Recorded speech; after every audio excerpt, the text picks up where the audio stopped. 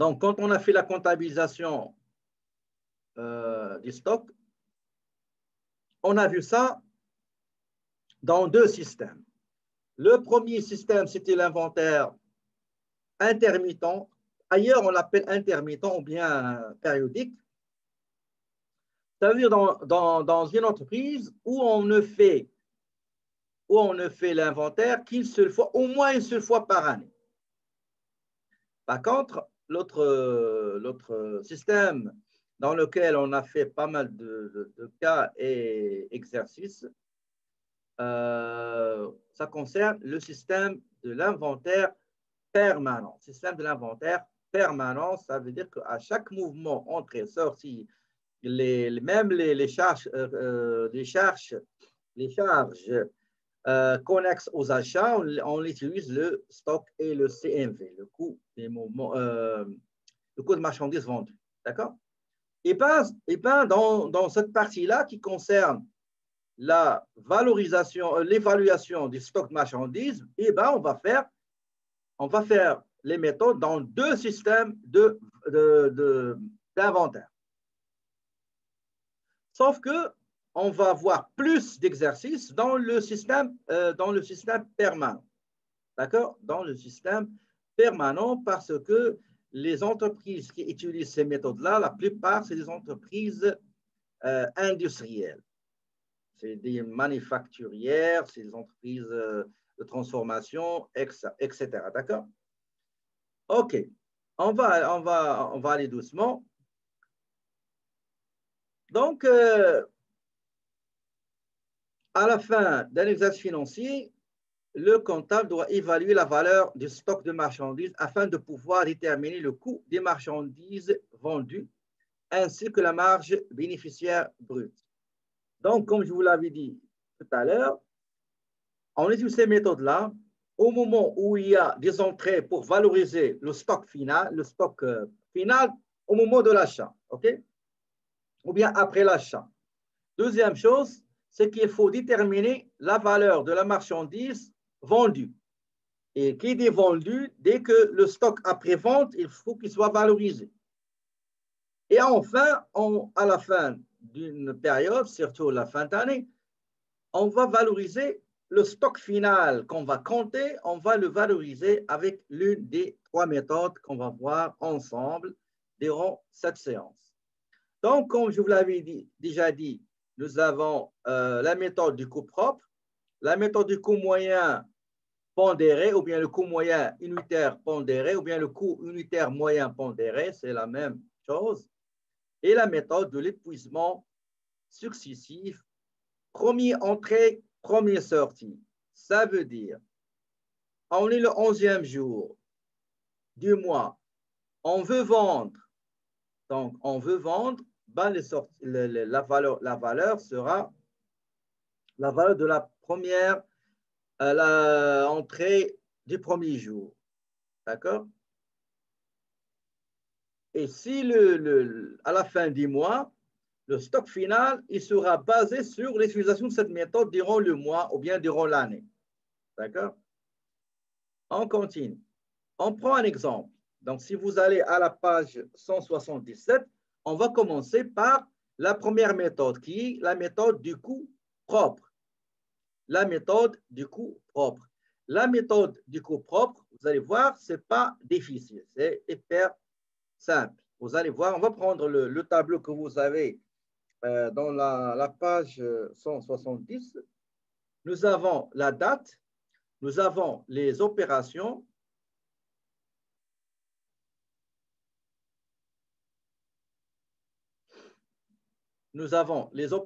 comme vous voyez ici, nous avons les opérations.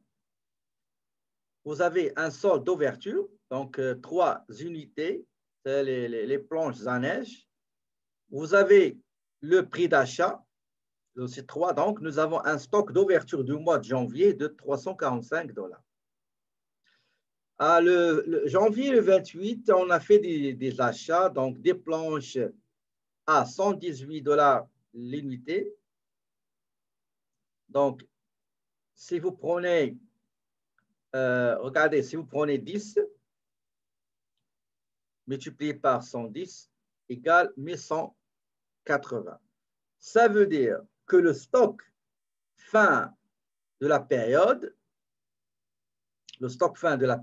en totalité, normalement, si vous avez, le premier jour, vous avez acheté 10 ordinateurs HP HD, OK? Le lendemain, vous avez acheté 15. Donc, normalement, dans le stock final, il faut voir 25. Ici, non. Ici, on garde le stock d'ouverture qui sera le stock initial. D'accord?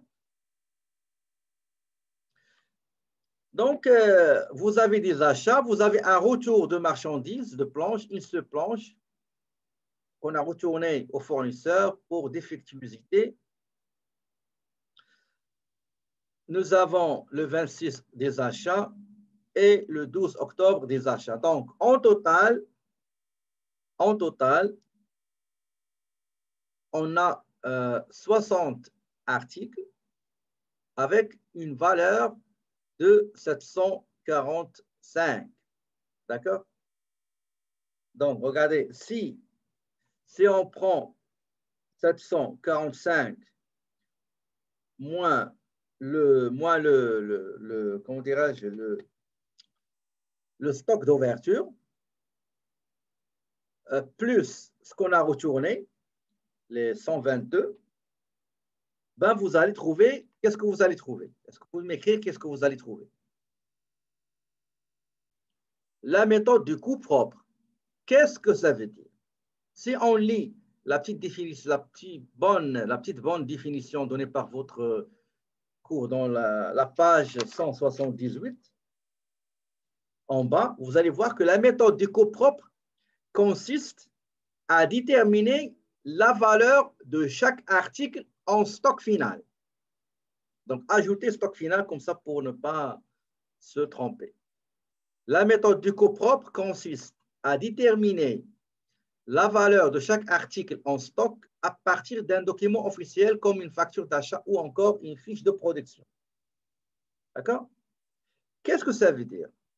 Ça veut dire que si vous avez trouvé de janvier jusqu'à fin décembre, vous avez trouvé par exemple 4 ordinateurs et 5 imprimantes. Qu'est-ce que vous allez dire? Vous allez dire les 5 ordinateurs qui restent, donnez-moi un mois. Donnez-moi une date d'achat, par exemple, de janvier jusqu'à décembre. Je vais prendre la première date. Donnez-moi une date. Date d'achat, peu importe. 5/5. OK, je prends le 5 mai. Moi, je suis au 31/12/2020. Je trouvais 5 ordinateurs. Je cherche dans les factures, je trouve que ces 5-là, ces 5 ordinateurs qui restent, je les ai achetés le 5 mai. Les 5 ordinateurs que j'ai trouvés au 31/12 au moment de l'inventaire de fin d'année, il date du 5, il vient avec le lot que j'ai acheté le 5 mai. Donnez-moi un prix unitaire de cet ordinateur au moment de l'achat, le 5/5. Allez-y. Allez-y, rapidos. Rapidos, amigos. 545. OK, 545. D'accord? Qu'est-ce que je vais faire? Prenez vos calculatrices. D'accord? Je prends combien j'ai d'ordinateurs? Soit disons 7 pour ne pas se mêler avec les 5. 7 ordinateurs. J'ai trouvé 7 ordinateurs qui appartient à un lot que j'ai acheté le 5 mai. Le prix unitaire, 545. Qu'est-ce que je vais faire? Je vais prendre les 7 ordinateurs qui restent, multiplier par 545. Qu'est-ce que vous avez trouvé?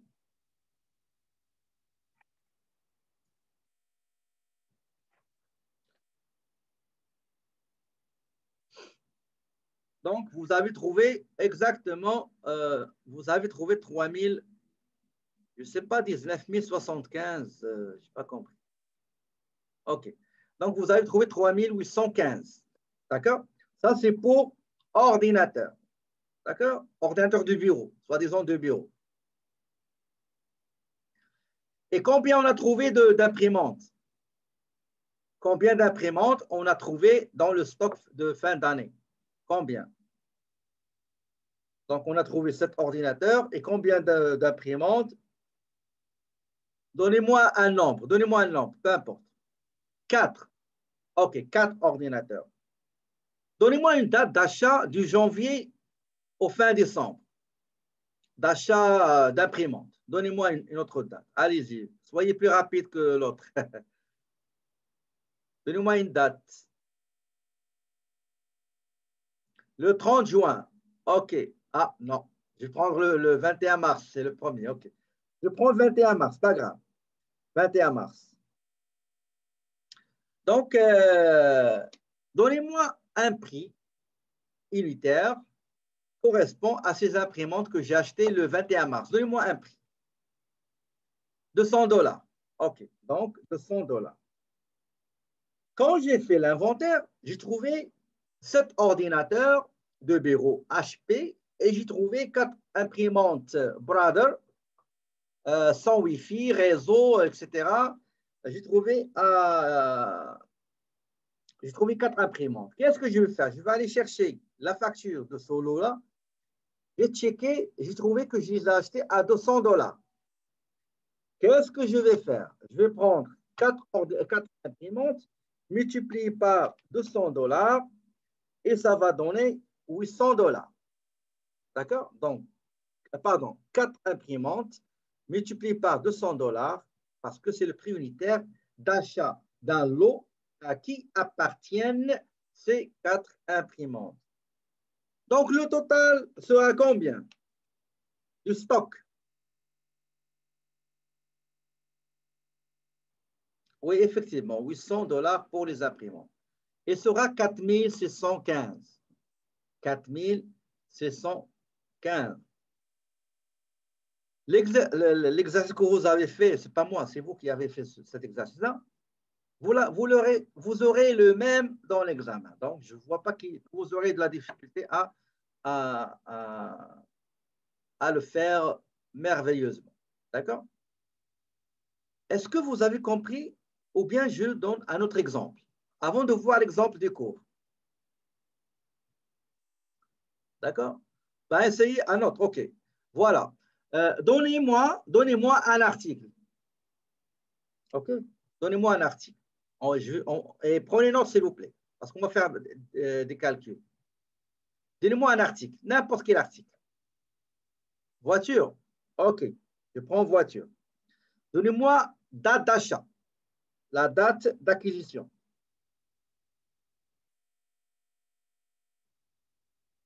Le 15 février. OK.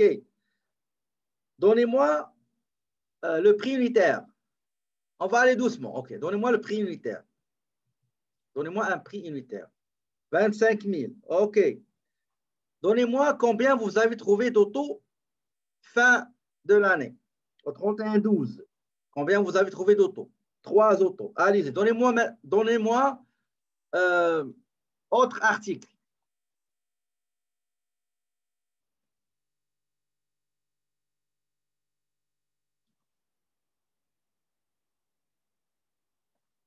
Moto. OK. On prend moto. Date d'acquisition.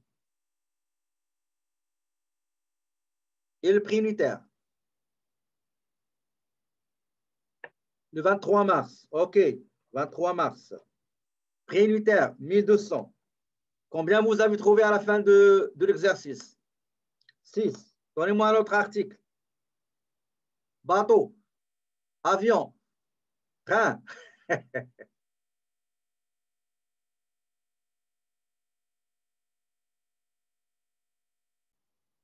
Scooter. Ben, moto, c'est presque moto, non? Donnez-moi autre chose. Vélo. Oh, et ce sera le dernier, OK? Donc, vélo. Vélo, date d'acquisition. Date d'acquisition.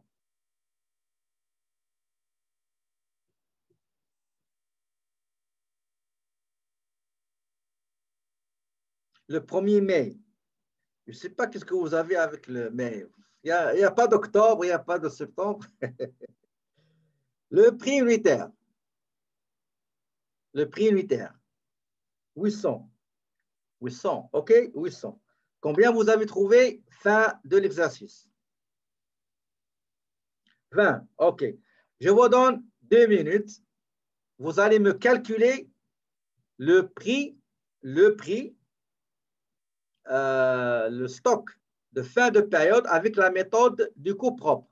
Je vous donne 2 minutes, pas plus, OK? Allez-y, on va le faire ensemble. OK? C'est la même chose. Ce que vous avez fait, regardez qu'est-ce qu'ils ont fait.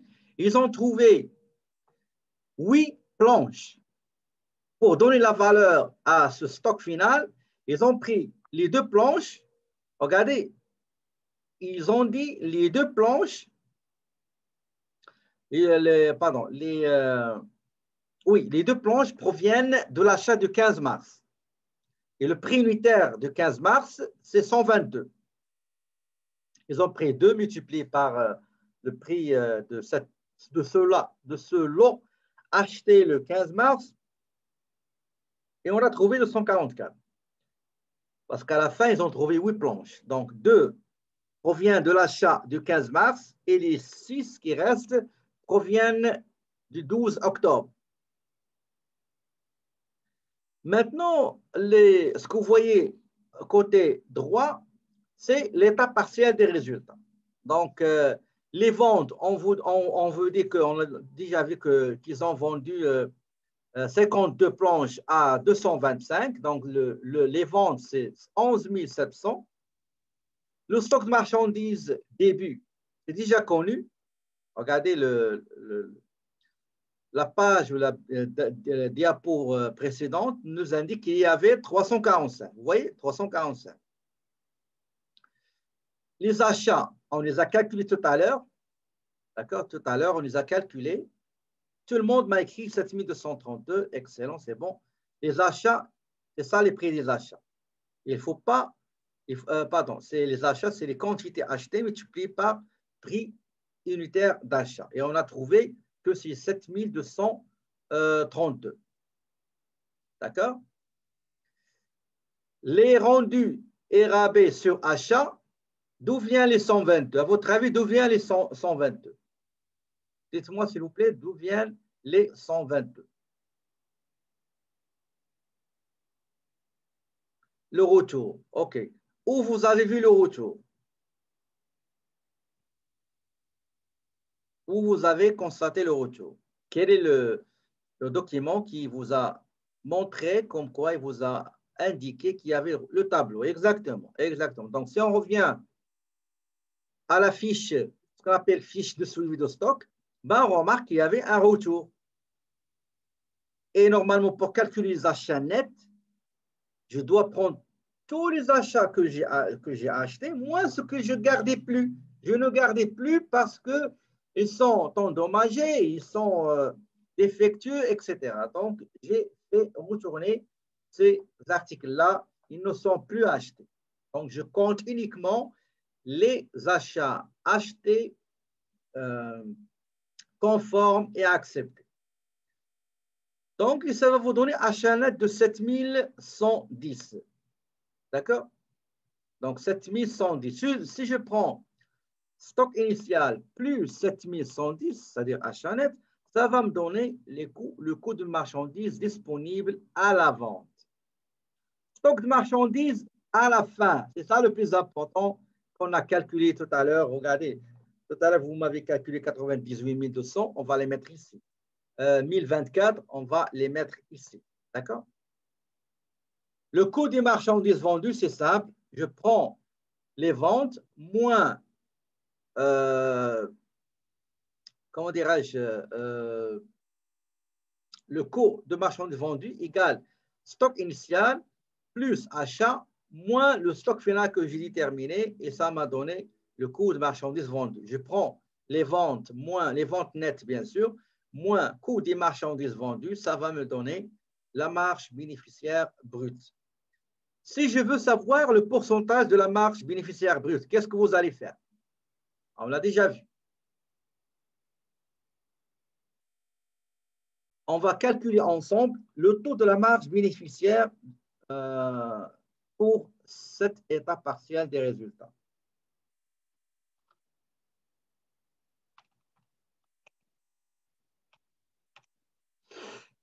Je vais voir ce que vous avez fait.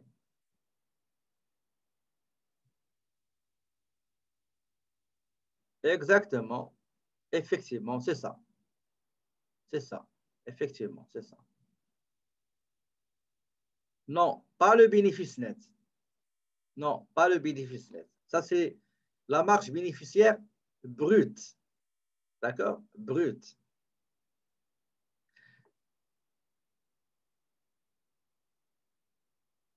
Si on vous demande la marge bénéficiaire nette, ça c'est autre chose. D'accord? Vous prenez le bénéfice net, divisé par le chiffre d'affaires, et vous aurez, multiplié par 100, vous aurez le pourcentage de la marge bénéficiaire nette. Mais ici, toujours on demande généralement la marge bénéficiaire brute. OK. On va continuer. La suite, c'est le coût moyen unitaire pondéré. Est-ce que vous désirez que je vous donne un petit exercice, on va le faire ensemble, pour le coût propre, ou bien c'est facile, vous l'avez compris?